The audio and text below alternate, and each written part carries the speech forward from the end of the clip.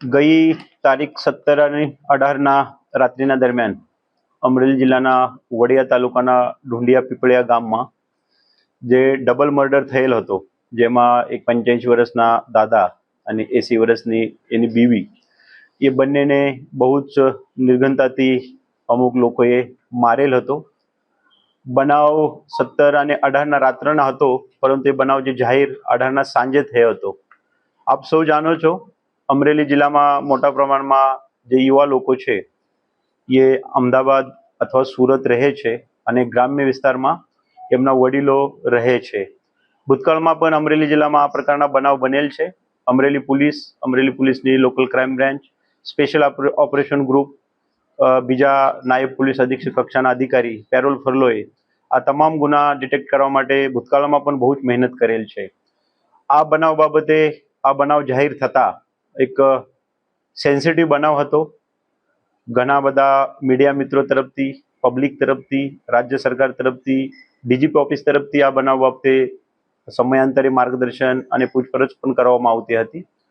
આ બનાવમાં ગઈ તારીખે વડિયા પોલીસ સ્ટેશનમાં આજે બનાવને અંજામ આપનાર 4 આરોપીએ છે એમને ધરપકડ કરવામાં આવેલ છે.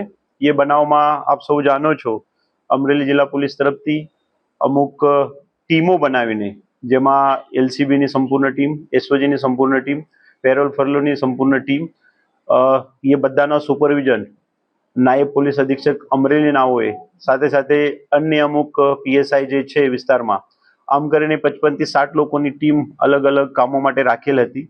બનાવ જે બનેલ હતો એ બહુ જ કોમ્પ્લિકેટેડ હતો. જે તે વખતે ભોગ બનનારના જે બાબા છે એમની જે ફરિયાદ લીધેલી છે, એ ફરિયાદના અનુસંધાનમાં રાત્રિના સમયે કોઈ દાદા દાદીને માથામાં કોઈ હથિયાર વડે ઘા મારીને બહુ જ નિર્ઘનતાથી મારેલ હતું, એવું બનાવ છે. સાથે સાથે તે જ ફરિયાદનું અથવા બનાવનું જે હેતુ છે તે બાબતે ચોરી કરવાની આશંકા અથવા લૂંટ કરવાની આશંકા બતાવેલી છે. ગઈકાલે આરોપી પકડ્યા બાદ પોલીસે જે આરોપીની સઘન પૂછપરછ કરેલ છે, તેમાં એ વસ્તુ સામે આવેલ છે કે આ ગુનાના મુખ્ય આરોપી જે 4 છે, જેમાં બાલો પગાભાઈ સોલંકી, તેઓએ 17 તારીખે ગુરુવારના સાંજના સમયે બીજા જે 4 આરોપી છે, આશીષ ઉર્ફે બાવો પગાભાઈ સોલંકી, અનિલ કેશુભાઈ સોલંકી અને મીઠુ રામસિંહ પીડિયાભાઈ મુહા, આમાંથી પહેલા 3 આરોપી જે છે એ જ ગામના છે અને ચોથો આરોપી જે છે એ મધ્યપ્રદેશના જાંબુઆના છે. બનાવ જ્યારે બનેલ હતો ત્યારે બનાવમાં કોઈ જ વ્યવસ્થિત પુરાવા અથવા કોઈ જ વ્યવસ્થિત લીડ હતી નહીં, પરંતુ પોલીસે ટીમે આ બનાવ બાબતે આશરે આજુબાજુના 20 કિલોમીટર જેવા વિસ્તારના તમામ સીસીટીવી ફૂટેજ ચેક કર્યા.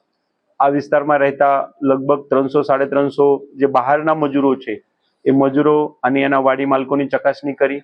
આ બનાવના જે હથિયાર કોશથી માથામાં જે મારેલ છે તે બાબતે ત્યાંના એ ટ્રેક્ટરના પાછળ જે અવજાર આવે છે એની કોશ હોવાના લીધે વિસ્તારના લગભગ 150 થી વધારે ટ્રેક્ટર, એના માલિક પોલીસના અલગ અલગ ટીમો ચેક કર્યા.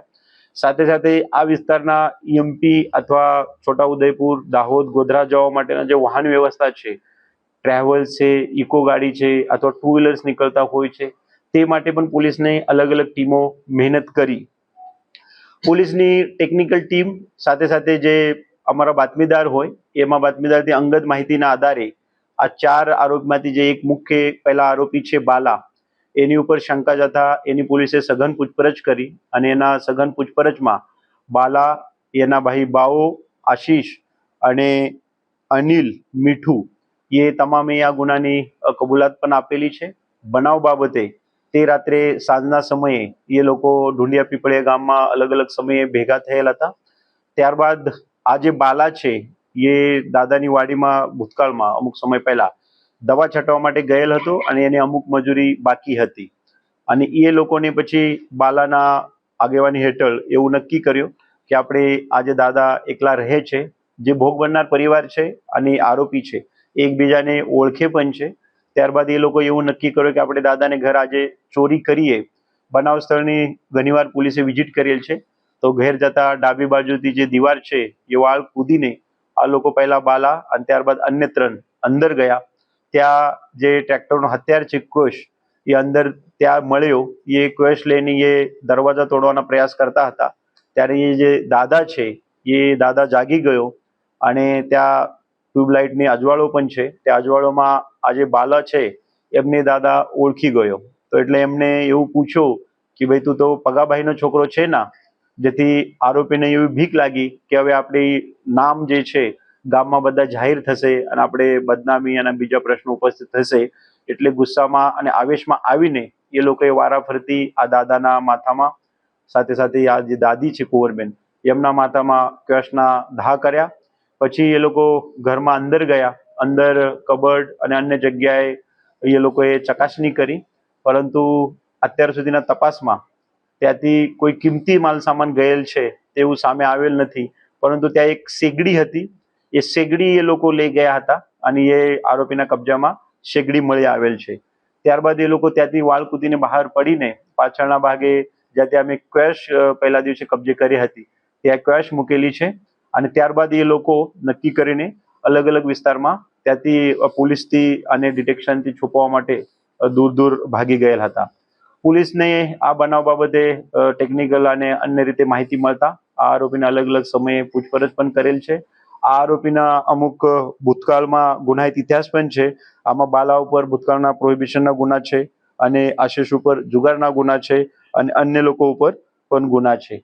જેથી ગુજરાત પોલીસના અમરેલી જિલ્લા પોલીસ તરફથી એક બહુ જ કોમ્પ્લિકેટેડ એવી કેસ આશરે 8 થી 10 દિવસની સમય મર્યાદામાં, જેમાં પબ્લિકમાં એક કાયદાની સુવ્યવસ્થાનું અથવા વિસ્તારમાં જે વાડીમાં અથવા ગામડામાં એકલા દાદા દાદી રહેતા હોય છે એના માટે એક પ્રશ્ન હતો, એ ડિટેક્ટ કરીને અમરેલી જિલ્લા પોલીસે અને અમારી તમામ ટીમોએ બહુ જ સરસ અને સુંદર કામગીરી બતાવેલી છે. સાથે સાથે મારે આજે આપ સૌ થ્રુ અમરેલીના જે પણ રહેવાસી છે, અહીંયાના સરપંચશ્રીઓ છે, રાજકીય આગેવાનો છે, ઉદ્યોગપતિ છે, બિઝનેસમેન છે, એમને પણ એક કહેવાનું એ છે કે આ બનાવના જ્યારે અમે આરોપીની શોધખોળ કરતા હતા ત્યારે એક સમસ્યા જે મુખ્ય અમારા સામે આવી હતી એ સીસીટીવી ફૂટેજની. ગામમાં કોઈ પણ પ્રકારના સીસીટીવી ફૂટેજ ના હોવાના લીધે આમાં અમારો સમય ડિટેક્ટ કરવા માટે બહુ જ લાગ્યો. તો મારી અપેક્ષા અમરેલીના તમામ સરપંચશ્રી, રાજકીય આગેવાનો, જે પણ ઉદ્યોગપતિ છે, આપણે અમુક બાબતે ડોનેશન વગેરે કરતા હોય છે. સાથે સાથે મારી અપેક્ષા એ છે કે જિલ્લાના જે પણ તમામ ગામડા છે એ ગામડાના એક સીસીટીવી પ્રોજેક્ટ હાથ લેવું જોઈએ. લોકલ પોલીસ સાથે અને જિલ્લા પોલીસ સાથે સંકલન કરીને ગામડાના જે અમુક મુખ્ય રસ્તા છે, અમુક મુખ્ય રોડ છે, જ્યાંથી બહારથી કોઈ આવે અથવા નીકળે એની ખબર પડે, તો આવી જગ્યાએ ફરજિયાત એક સીસીટીવી લગાડવાની બહુ જ જરૂરિયાત છે. અમે અમુક ગામોમાં સંપર્ક પણ કરેલ છે. તે બાબતે બહુ સરસ એવું સહભાગ પણ આ લોકો તરફથી પ્રતિસાદ પણ મળેલ છે. તો આવનાર સમયમાં અમરેલી જિલ્લા પોલીસ તરીકે જિલ્લા પોલીસ પણ આ બાબતે એક આગળની ભૂમિકા લઈને તમામ વિસ્તારમાં સીસીટીવી લાગશે. ભૂતકાળમાં પણ ભૂતપૂર્વ એસપી તરફથી અહીંયા ઈગલ આઈનું એક પ્રોજેક્ટ કરેલ હતું, જેમાં વિસ્તારના જે પણ મુખ્ય રોડ છે નેત્રમ સિવાયના તે વિસ્તારમાં મુખ્ય રોડ ઉપર કેમેરા છે. હવે આપણે એના આગળ જઈને ગામડામાં જ્યાં પણ 4 રસ્તા છે, જ્યાં પણ એન્ટ્રી એક્ઝિટ છે, એવી જગ્યાએ પણ આપણે કેમેરાની વ્યવસ્થા ભૂતકાળમાં કરવાનું પ્લાનિંગ ઘડાવીશું. આરયુબી ઉપર જે પોલીસના જે માહિતી છે, પોલીસ વિસ્તારમાં કામ કરતી હોય છે અને જ્યારે પણ કોઈ બનાવ બને તો આમ તો આપણા ગામની સિસ્ટમ જોઈએ તો ગામ નાનું છે, ગામમાં કોણ કેવી રીતે વર્તન કરે છે એ બાબતે પોલીસને હર હંમેશા માહિતી હોય છે અને એના જ થકી અમારા એક ગુપ્ત બાતમીદારે એવી માહિતી આપી કે એ વ્યક્તિને થોડી તમે ચકાસણી કરજો. અમે આ વ્યક્તિને જ્યારે ચકાસણી કરવા ગયા ત્યારે એ વસ્તુ અમારે ધ્યાને આવી ટેકનિકલ સોર્सेसમાં કે એ વ્યક્તિ થોડુંક કંઈક આપણા પાસેથી છુપાવે છે. અમારી પાસે જે તે વખતે થોડું સમયની જરૂરત હતી એટલે જે તે વખતે અમે એ વ્યક્તિને ટચ નથી કર્યો, પરંતુ અમે આ વ્યક્તિના ઉપર ધ્યાન રાખીને હતા. પોલીસે એમને અમુક બહાને એમના ઘેર જઈ આવી, એમને થોડું ટચ કર્યો કે ભાઈ તમે ક્યાં હતા, શું કરતા હતા, જેનાથી આરોપીને એક જે બિહેવિયર છે એ બિહેવિયરમાં જે બદલાવ આવતા હોય છે એ પોલીસ નોટિસ કરતા હોય છે. આમાં તમામ આરોપી, કોઈ પણ આ ગામના 3 આરોપી છે, 14 એમપીના છે, તમામ આરોપી બનાવના બીજા દિવસે ત્યાંથી ભાગી ગયેલ હતા. પરંતુ પોલીસના એ વસ્તુ ધ્યાને આવેલ હતી કે ભાઈ પોલીસને જ્યારે પણ આ લોકો સુધી પહોંચ્યા હતા ત્યારે એ લોકો અલગ અલગ જગ્યા, અમુક રાજકોટમાં, અમુક બોટાદમાં, અમુક એમપી આ રીતની ભાગી ગયેલા છે. જેથી પોલીસની જે શંકા છે એ શંકા વધી ગઈ અને પછી પોલીસી ડબે આ લોકોને, એના ફેમિલીને લાવીને પૂછપરછ કરતા આ લોકોના અન્ય ઘરમાંથી પુરાવા પણ મળી આવેલ છે. એ પૂછપરછ કરતા આ લોકો ભાંગી પડેલ છે, કબૂલાત પણ આપેલી છે.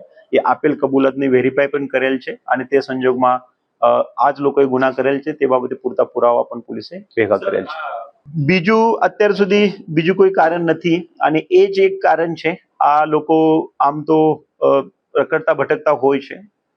કદાચ એ દાદાની ઘર નક્કી નહીં કર્યા હોત તો બીજા કોઈની ઘર નક્કી કર્યા હોત તો ગામના જ છે.